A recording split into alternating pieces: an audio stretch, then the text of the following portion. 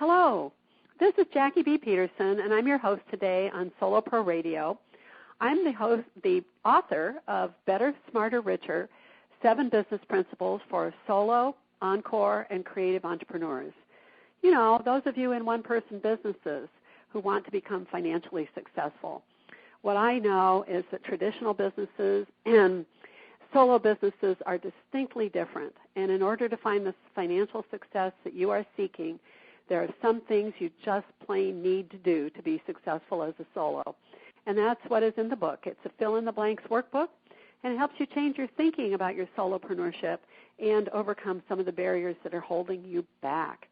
I just believe that solopreneurship is the business model of the 21st century. It's appropriate, totally appropriate for so many of you creatives and many of you encores, you know, those of you 50-plus who are starting second act businesses, appropriate for you as well. So visit the website, the World Wide Web, bettersmarterricher.com. Download the free ebook that explains the principles, buy the book and do the work, and join our conversation on the blog. So today we're going to have another wonderful conversation, but we're going to do it on our radio. And today our guest is Debbie Durham. Debbie joined Life by Design Northwest in Portland, Oregon in January of 2009. Life by Design Northwest engages adults 50-plus in redesigning their future and incorporating their skills and passions to make meaningful contributions to the community.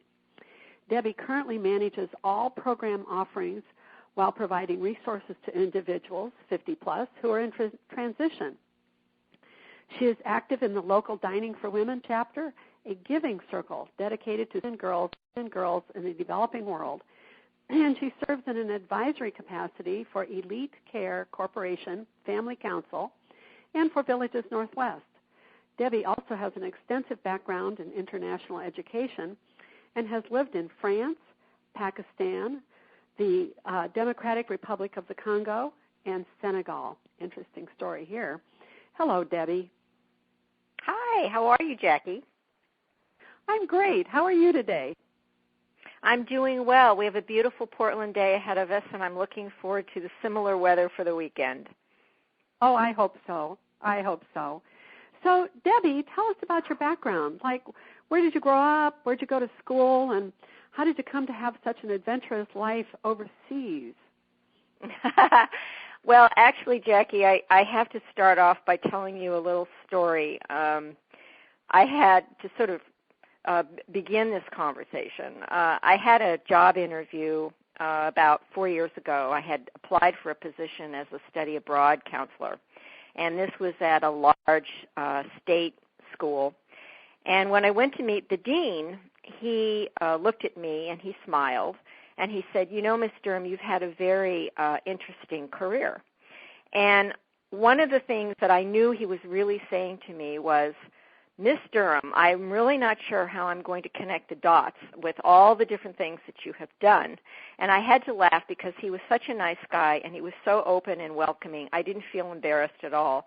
But I'm hoping at the end of this conversation with you today, you will be able to connect all the dots and see how everything makes sense, because sometimes I'm not so sure that it does. But that's as it may be. I grew up. Actually, my family moved maybe every 5 years throughout my life. I think this created a trend in me. I find that I get this kind of moving itch every 5 years. I don't know where it comes from. It seems genetic. And that really influenced my life. We moved mostly because my father was getting a promotion. I spent my elementary school years in Massachusetts. We lived in Ohio for about 9 years. During my year in France, while I was a student, my parents moved to California, so that when I came back to the United States, they were in a different state.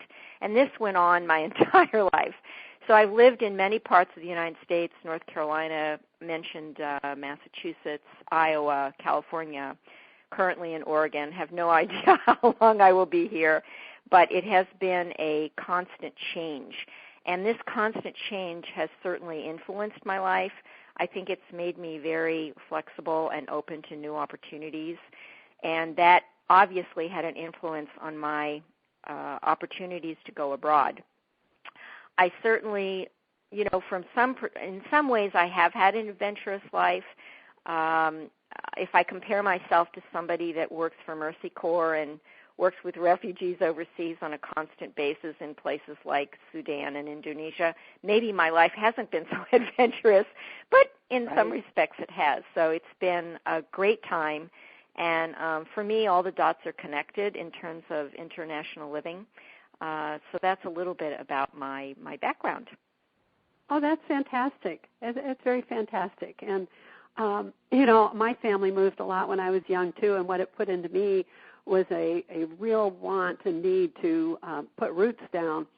And so, see, you had the opposite where you said you kind of got the itch to move, and what I got was the itch to plant. And I planted. I've been here now for a very long time. Well, I'm glad that you mentioned that, because I think that at one point in my life, perhaps when I moved to Oregon actually 6 years ago, I think I did have that sense of being rooted. And for some reason that I find inexplicable, I still have that curiosity that where am I going to go next? And it's a mystery to me. It really is a mystery. One would think that I wanted to be planted, but I think part of it is that I don't have any children, and that may have a huge influence. So many of my friends who are my age are now moving closer to their children or moving closer to their grandchildren. Perfectly wonderful and understandable. But since I don't have that guiding light, it gives me perhaps more options than I would have if I had that extended family set up. Sure, and you're taking advantage of it. So yes, talk to us about your time in the Peace Corps. How long did you serve? Where were you? And what did you learn from that? Yes. The Peace Corps was really a profound influence on my life, profound. Perhaps when I was by the time I went into the Peace Corps, I had already lived overseas for 1 year in France, and perhaps that will come up later. But the Peace Corps was a natural choice for me, having studied Latin and French in high school. I realized that what I really wanted to do was live abroad, live in different cultures. By the time I got to be a graduate, I knew that going into the Peace Corps was an obvious choice for me. I lived in Senegal, which is in West Africa. I was an English language teacher. I taught 7th, 8th, and 9th graders. And we were very lucky in those days because the Peace Corps had, for English language instruction, which was a big program in the Peace Corps in those days. There was a lot of language teachers who were brought into the Peace Corps to teach. And we had, in Senegal, we had this British program called CLAD, C-L-A-D. And it was a really fun program in which we had cut-out figures made out of felt, and there was a felt board at the front of the room. And we put all these felt figures on the board and created little role plays and dialogues for the children to learn and memorize. And the kids loved it. So I had a very positive experience, particularly the second year when I lived in a little town called Fatigue, which was out in the middle of nowhere. And that was wonderful. I would say, for me, the Peace Corps' profound effects were really about learning more about family units, how important they are.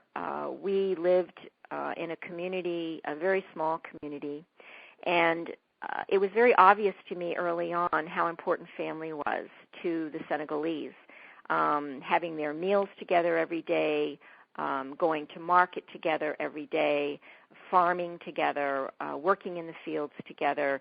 It was a very hard life, and I lived in a small town, so I wasn't exposed as much to the life in the remote areas where farming was done. That was not part of my everyday life. But I did work with the kids that were sent to school, at least, at the elementary and middle school levels. I would say another thing that, in addition to learning a lot about family, is that I also learned about being vulnerable for the first time. I was living in a very unprotected situation from the perspective of not being close to a doctor. We had to filter our water every day because the water that was coming out of the tap was not clean. We had cockroaches pouring in large numbers out of the shower drain. Wow. There was no hot water. And I'm not suggesting all this in a sense that I felt sorry for myself. By no means. What I was learning about was that I could no longer access the privileges of living in the first world countries, having all the electrical equipment, having electricity all the time, having air conditioning, having machinery in our kitchen that helped us do our jobs more quickly and more efficiently. And one of my favorite illustrations of this is, of course, if you wanted to get food in these remote areas, we would go to the open market. And I happened to live in Senegal in the early 70s when there was a major drought across the Sahel. And so there weren't as many vegetables available in the market. And the first year that I was in the Peace Corps, I remember very clearly that I would have to rush to the market and get there right after teaching my classes, which ended at about 11:30, and I would rush to the market because I was afraid there wouldn't be any food left. And I can remember buying an onion and a green pepper and, the last of, the end of the pile. So wow. The situation, of course, improved over time, but that's just a memory that I have. And so being vulnerable is something that I learned a lot about. It was a very important lesson for me, and it helped me throughout my life, understanding what the basics are and how important water is. I didn't have such a huge appreciation of water and having access to water. Yeah. It's really when I try to think of how that changed me over time. When I lived in North Carolina a number of years ago, North Carolina, as you know, is exposed to hurricanes that go up the coast. And we often have a warning, and we know 2 or 3 days in advance that a hurricane is on the way, and we have to be prepared. And I swear to you, to this day, if I know a big storm is coming, I go into the Peace Corps mode. I immediately, I fill up my bathtub with water. I put a cooler out on the deck and fill it with ice. I defrost and cook everything that I need in advance. I can't tell you how much that influenced me, this whole sense of feeling vulnerable, but knowing also what to do in a time of crisis. It was quite a lesson. And That's then, of amazing. course, but, I lived in the Peace Corps. I was in the Peace Corps. The Peace Corps was founded in 1961. At that time, I think Peace Corps volunteers were only invited to 6 countries in the world. Fast forward to 2013 or 14, there are probably 7,000 plus volunteers serving, and they're serving in as many as 65 countries. When I was in the Peace Corps, there was no internet, no telephones, no access to communicating with your loved ones back in the United States. And so that sense of vulnerability was much greater, and you became much more attached to your community, your neighbors, your other Peace Corps volunteers, the staff at the school, wherever you worked. And I think I mentioned to you once that I had to, I spoke to my parents only once in the 2 years that I was a volunteer, which was oh my goodness. 1970. Wow. Yeah, they must have been 1973. beside themselves.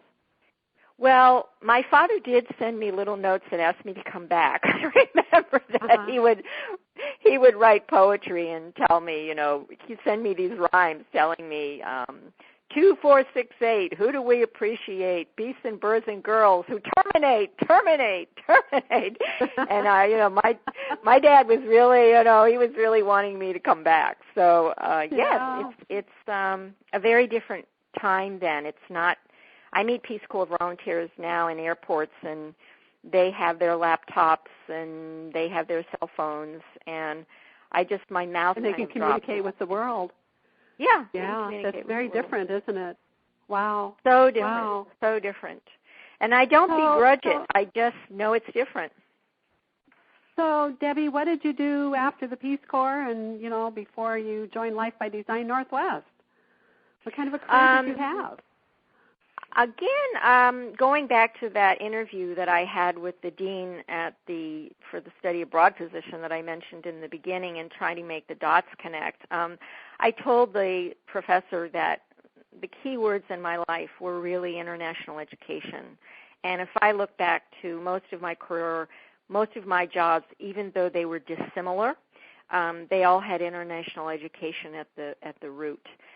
When I got out of the Peace Corps, I worked for a number of years with U.S. Agency for International Development projects that were funding programs in the United States to provide educational opportunities for students from the Middle East. And I worked both for AMIT East and for the Academy for Educational Development, both agencies based in Washington, D.C. And what we did was to place international students. In my case, it was primarily students from Egypt. This was part of the Camp David Peace Accords between Begin, Sadat, and President Carter. And scholarship money was put aside to bring students from those countries to the United States, either for short-term training, postdoctoral training, or graduate work, perhaps at the master's level, not so much at the PhD level.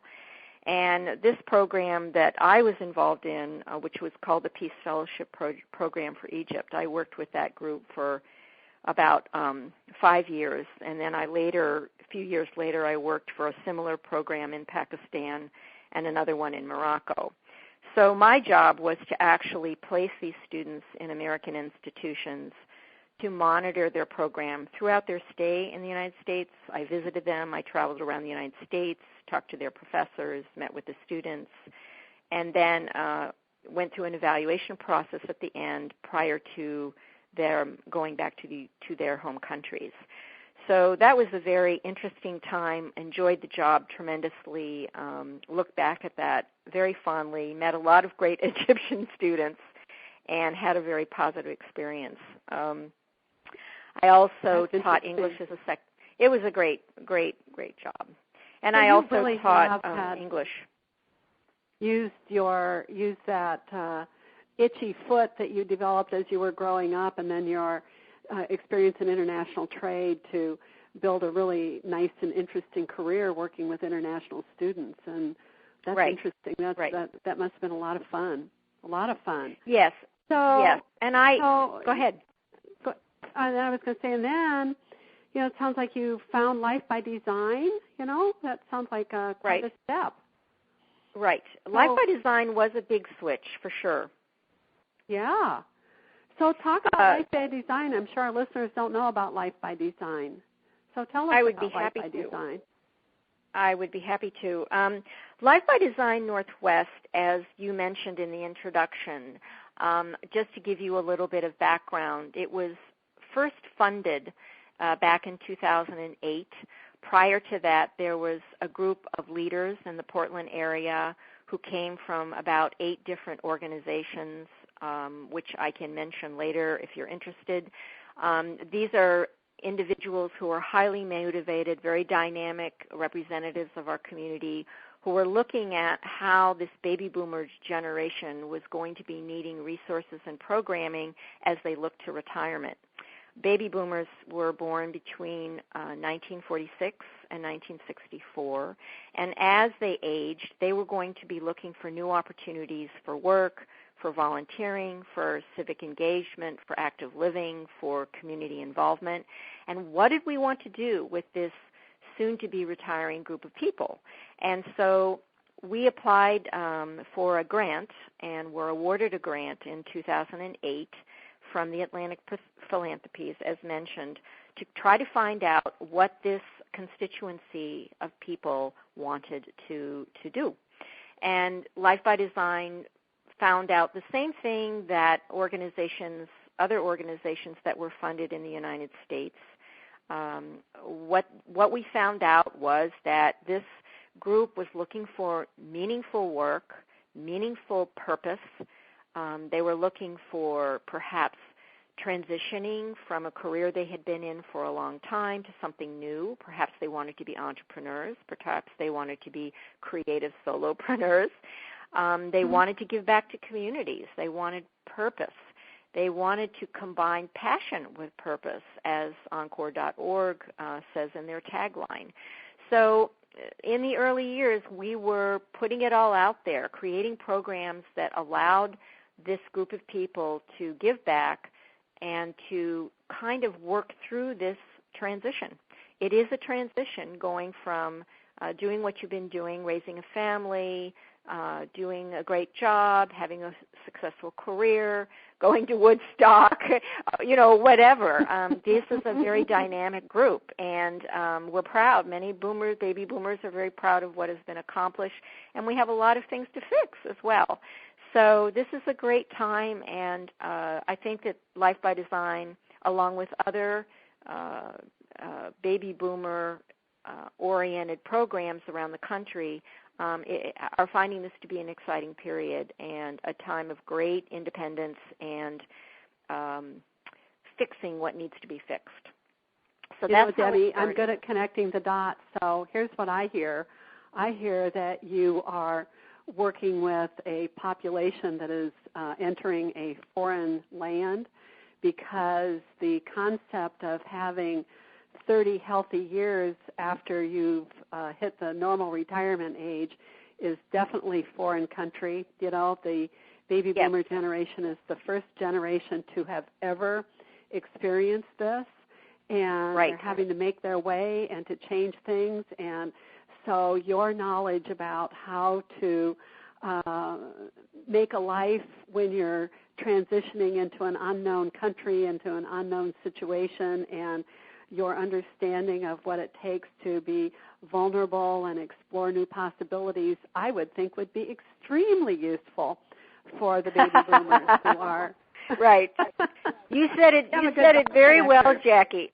You get 5 stars for that. That was a great one. That was perfect. Absolutely perfect. I can very well, I know how you work, but I can see you applying the skills that you've taken your life to learn to, as I say, people entering a whole new country in a sense of a whole new age and a whole new way of being. I mean, all the baby boomers are definitely pioneers in this world of, what are we going to do after we're 65, and, valuable aging and healthy aging and aging in place and, living a whole different life and life after work and, or as AARP calls it, life reimagined.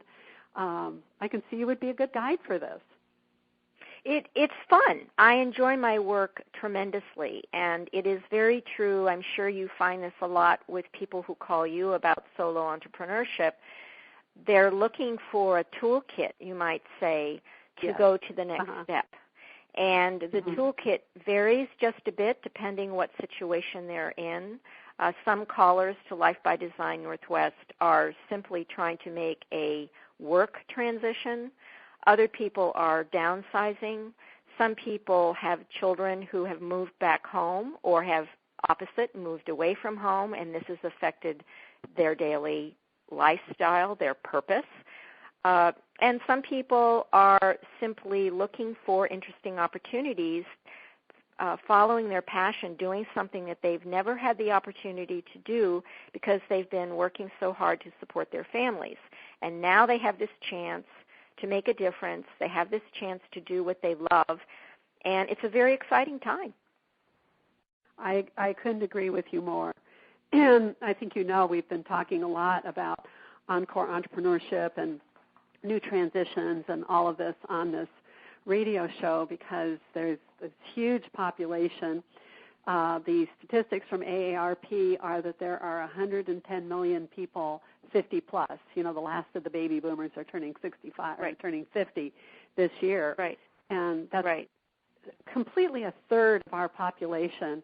And, so many of us are energetic, healthy, curious, stable, interested in, as you say, finding meaning and doing something purposeful and something important, in the next 25 to 30 years, the gift of life that we've been given. One of my guests who runs an organization out of Boulder, Colorado called the Center for Productive Longevity, said the gift of the 20th century to the 21st century is 30 more years of life. That's a pretty wonderful gift. It is a wonderful gift. And I think it's daunting at times. It's daunting. Yeah.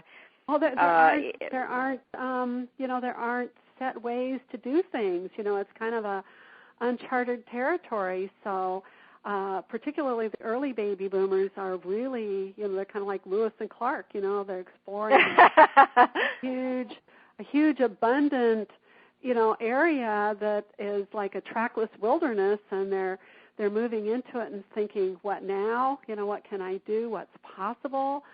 Where can I get help? What could I consider? Am I foolish to think of starting a new business at the age of 62 or 70 or whatever it is? Is my health going to hold out? Is my money going to last? It's like being on an exploration. What's going to happen? It is an exploration. Probably the I younger think as long baby as boomers, yes, will have some tracks to follow. But go ahead. Right. No, I was going to say, as long as one looks at this as an exciting opportunity, it's a win-win for everyone. I think it is scary, and many people who call Life by Design, sometimes they will tell me that they're stuck, sometimes they'll tell me they're bored, sometimes they'll tell me they're scared, sometimes they'll tell me that they know that there's something out there for them that is following their passion, but they don't know quite how to get there. And so Life by Design Northwest, as very similar to what you do in advising new entrepreneurs, you have to give them, first they have to give themselves permission to do it. Mm-hmm. And then they have to grab that toolbox and realize that there are ways to get there. And the most wonderful thing I think about this time is that you begin to realize you're not alone. And you understand that there are many people like you that are in the exact same position. They're also a little bit stuck. They also may not have the hammer and the wrench and the nails to make it happen, but they have this potential within them to do it. And once they look at their own personal skill bank that they have put together over many years, whether it's skills that are vocational or avocational, they begin to realize the possibilities. And then they see, aha, I can do this. I can make this happen. And they can create a vision and an action plan to get to the next steps. And that's, the signature course that Life by Design offers is called Discover, Design, and Engage. This is a 6-week course that's offered about 3 times a year. It's very popular. We've been offering it for 5 years. And that course was designed really to address what you and I are talking about right now. How do we take our passions? How do we look at our value system, our relationship with money, our skill set, and how do we create an action plan to go on to the next steps? It's a wonderful course, and it's something that I wish everyone would take once they reach 50 plus, because it gives you permission to act upon what you really want to do, but you may have been a little bit timid or worried that it wasn't going to work out. And I'm sure you see that a lot with your clients.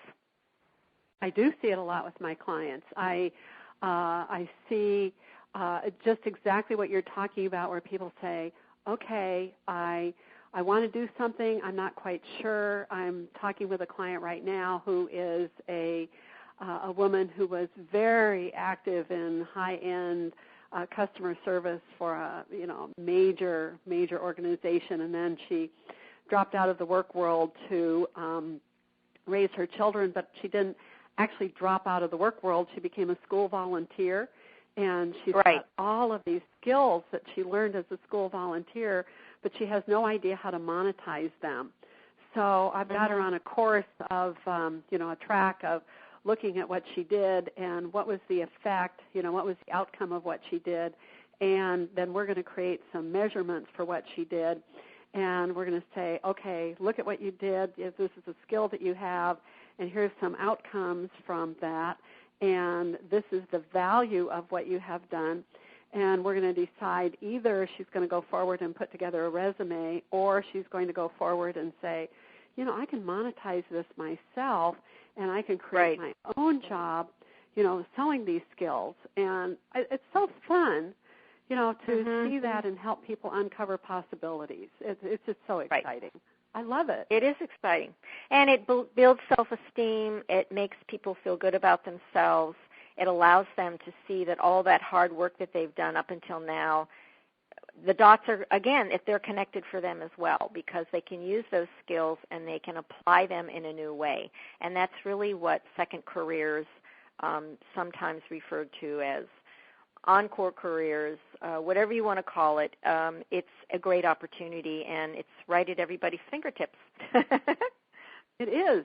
It is. And I think that I talked to one guest who said we have the choice of either seeing this huge population as a burden for our economy, or we can see it as an asset for our economy. And, of course, I'm over on the asset side and thinking, here is all of this brain power, this skill, this experience, this, people who are past the being overwhelmed in their jobs and in their time because they're trying to create a career and raise a family and, buy their house and pay off the mortgage and, take care of their parents and blah, blah, blah.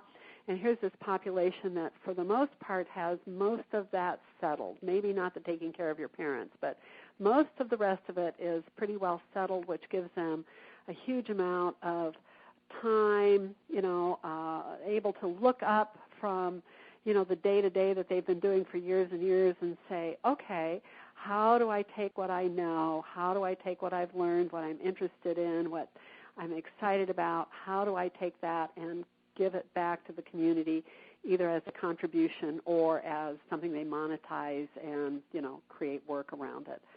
What a if I may, Jackie, ask you a question and about your clients is, do you find that your clients have the idea that they have in their mind, whatever it is they want to pursue, whether it's legacy writing or counseling or coaching, or is it something that has been burning in their brain since they were young, or is it something that they discovered along the way of life, or, if that makes sense?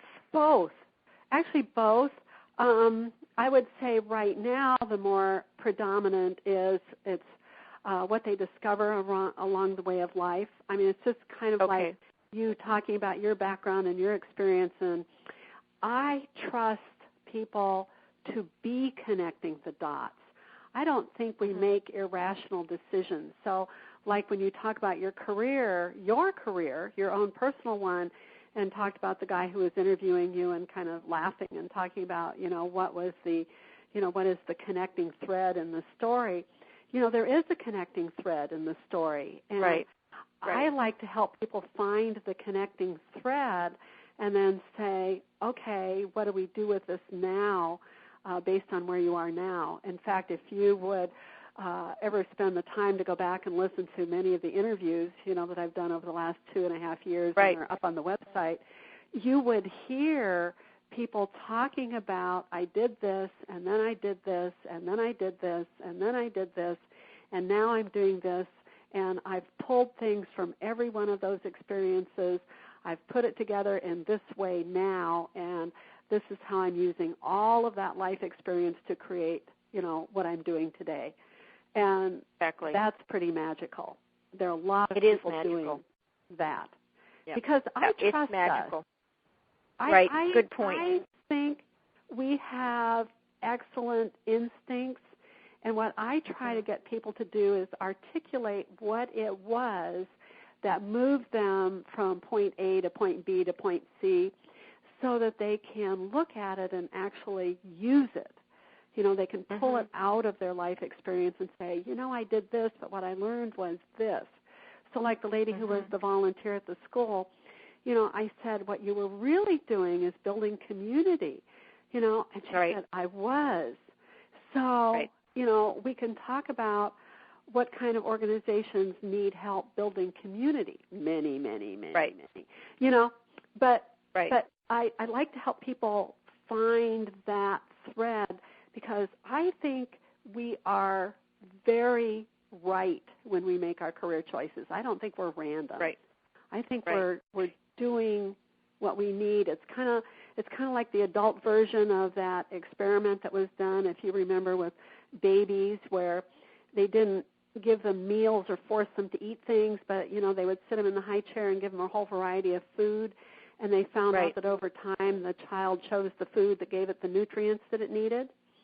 And I think as adults we do that as well. We look around and we follow a path that gives us the nutrition that we need at that time. And later we go back and we look at it and we say, oh, this is what I was creating. This is how it all fits together. That's what I think. And sometimes hindsight, I started to say this, sometimes hindsight is really helpful. When I first came to Portland and I got the job with Life by Design Northwest, I was originally hired to create a highly skilled volunteer program. The idea was that we would recruit individuals who were thinking about retiring, who still had a lot of energy and skills to share with the community, and ask them to volunteer in leadership positions for organizations and groups that needed their support. And I have always worked with volunteers, but what I didn't realize when I accepted that job was that the job that I had previously was in North Carolina. I had been the executive director of a fair trade sort of business/volunteer community. And I remember that when I was first hired in that position, we had about 50 volunteers who helped to support the business in many different ways. And I remember looking at the roster of volunteers who were different cultures, different ages, and I said to myself, I cannot do this job by myself. There are too many details, too many parts, too many areas where I'm probably not so much of an expert. And how can I get these volunteers to support this really valuable program of keeping artisans employed in the developing world? And so what I did was I began to discover what were the talents of each of those volunteers. So, one volunteer might have been very good at art, so I would have her do all the paper bags that we used in the store with our logo. Another person might have been very good at writing the little tiny minuscule tags for the jewelry that we got from DZI, one of the companies in Tibet. So what I did was I began to realize that each one of these volunteers had very specific talents and skills, and there were things that they loved to do. So if I asked them to make the tags for the jewelry, or I asked them to create a display, or if I asked them to set up a children's table with games, they did it because they wanted to. They did it because they loved it.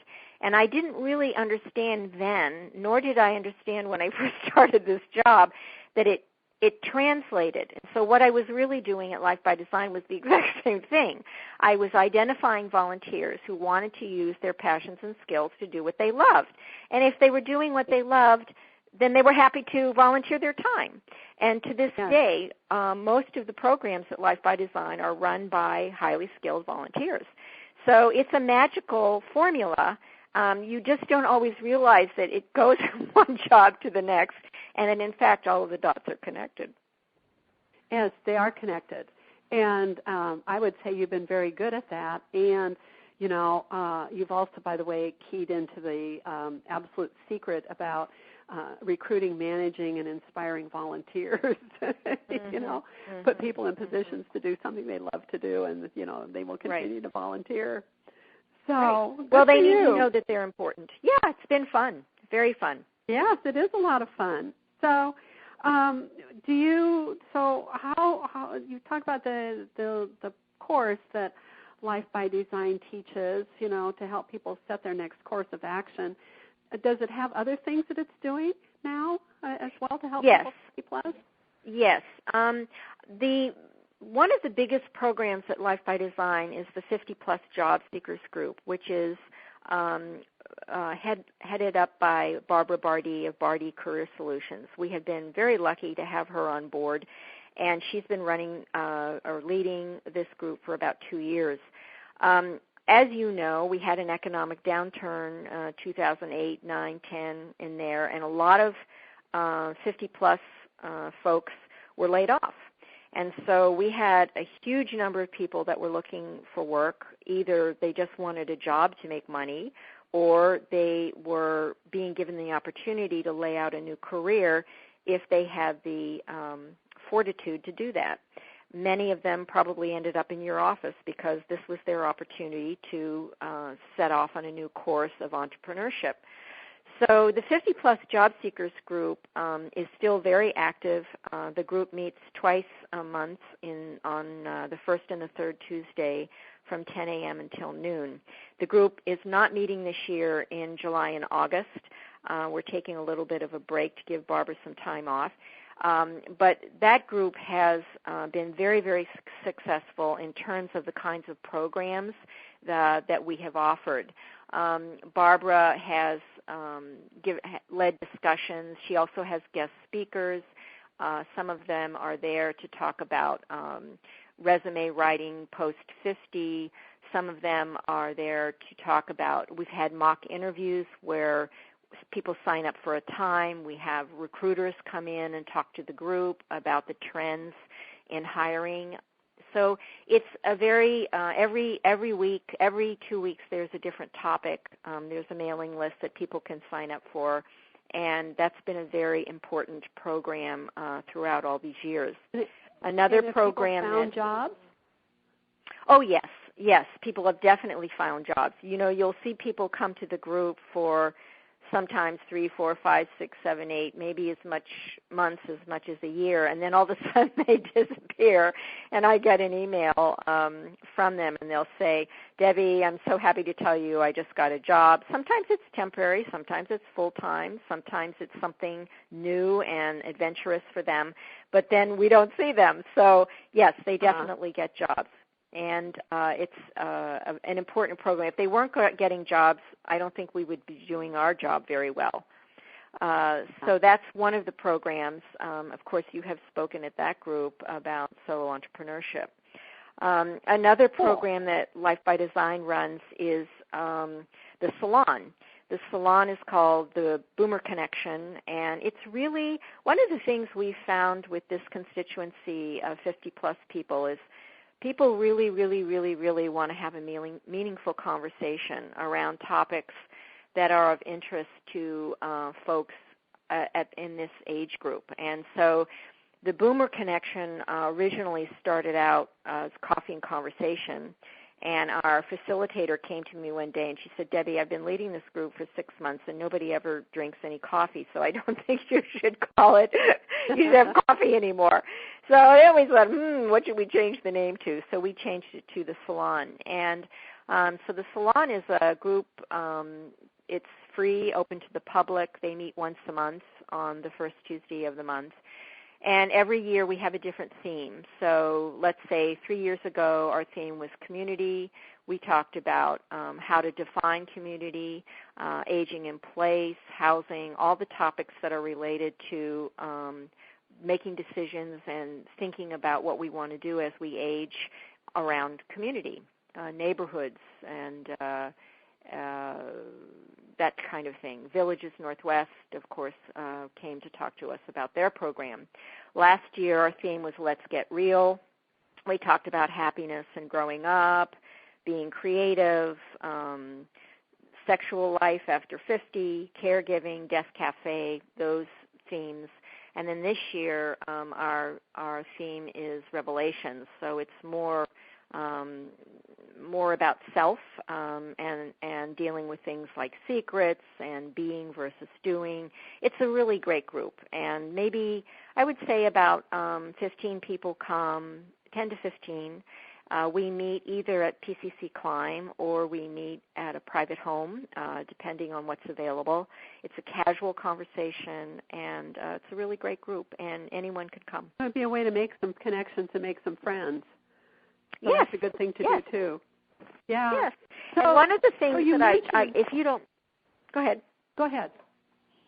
I wanted to just mention one other thing that you and I have not touched on yet, and that is that through Discover, Design, and Engage class, through the salon, through the support groups that you have with Better, Smarter, Richer, one of the greatest things about using this, working with this age group, is we all have an enormous number of resources that we can share with one another. And one of the successes of Discover, Design, and Engage, the salon group, the 50-plus job seekers group, is that when we come together as a group, it's a form of networking. And we help each other. And if you have a vision of what you want to do or where you want to be 5 years from now or even 1 year from now, the members of that group are there to help you, and everybody shares resources. So I did want to mention that because I know that's very much a part of the groups that you work with. It's an important part of what Life by Design's programs are about, sharing resources.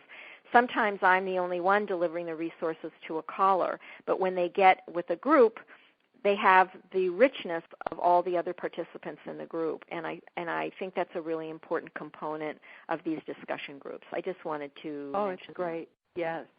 So let me talk for a minute about, you mentioned Villages Northwest just now. So you're active with Villages Northwest? Can you talk about that concept and how you work with them?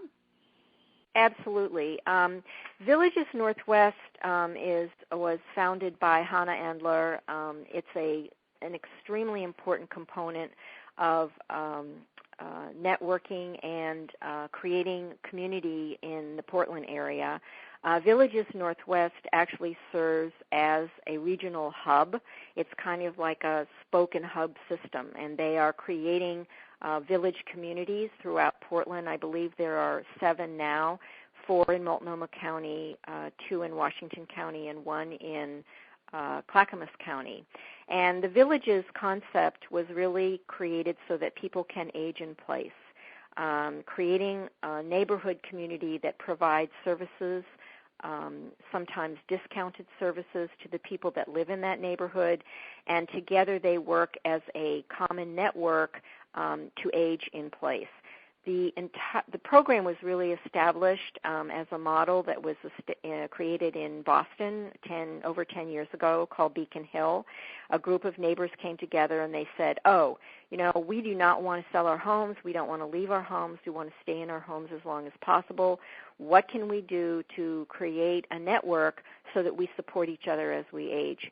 The services might be simply changing a light bulb, literally getting up on a ladder, taking somebody to the doctor, having a tea party.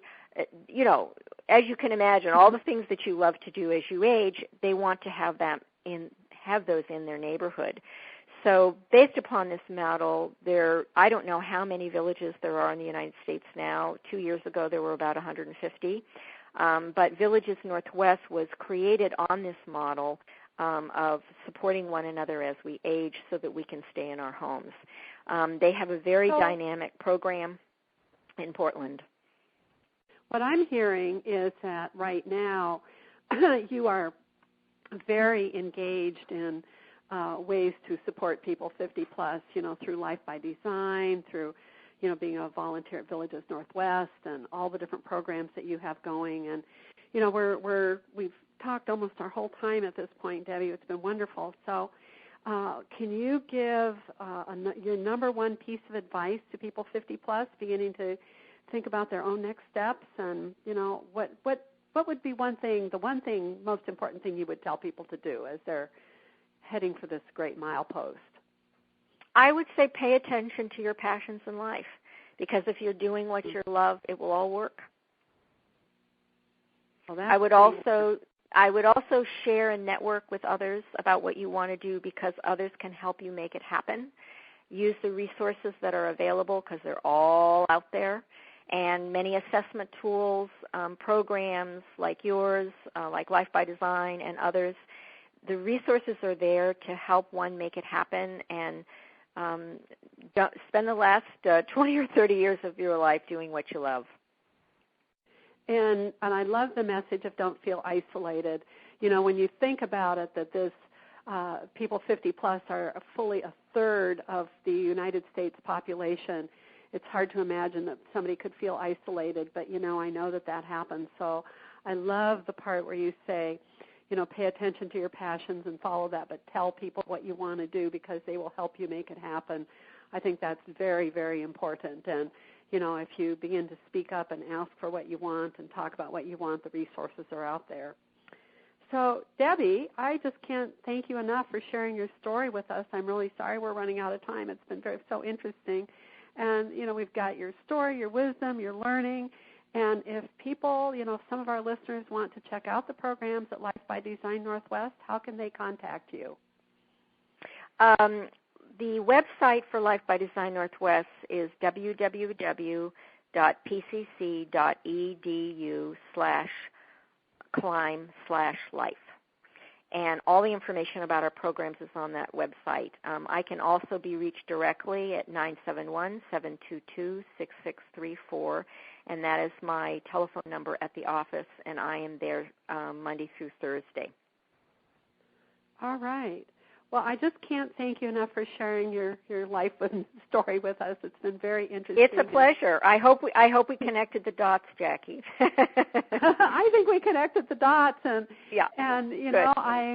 one of my goals is to give people excitement and hope and creative imagination. Spark their imagination about what they can do with their own creative and retirement life, these wonderful 30 years that we've been given. And I know that our talk today has helped people. You've given them much food for thought and many ideas. So anyway, Good. Listeners, I want to thank you for tuning in and remind you again that this is Jackie B. Peterson on Solo Pro Radio, and that you can find my information and this radio show at my website, bettersmarterricher.com.